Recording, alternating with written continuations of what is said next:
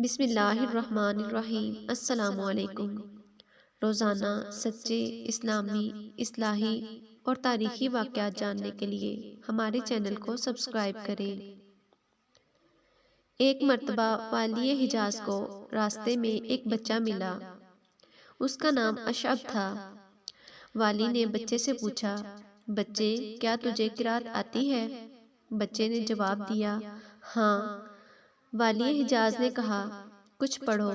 بچے نے پڑھنا شروع کیا، اِنَّا فَتَحْنَا لَكَ فَتْحًا مُبِینًا۔ اے نبی، ہم نے آپ کو کھلی فتح عطا کر دی۔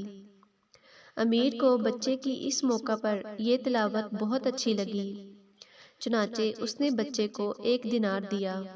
بچے نے دینار قبول کرنے سے انکار کر دیا۔ امیر نے دینار قبول نہ کرنے کی وجہ پوچھی تو بچے نے جواب دیا، مجھے خوف ہے کہ میرے والد مجھے ماریں گے۔ امیر نے کہا، اپنے والد سے کہہ دینا کہ یہ دینار گورنر نے دیا ہے۔ بچے نے جواب دیا، میرے والد میری بات کو تسلیم نہیں کریں گے۔ امیر نے پوچھا، وہ کیوں؟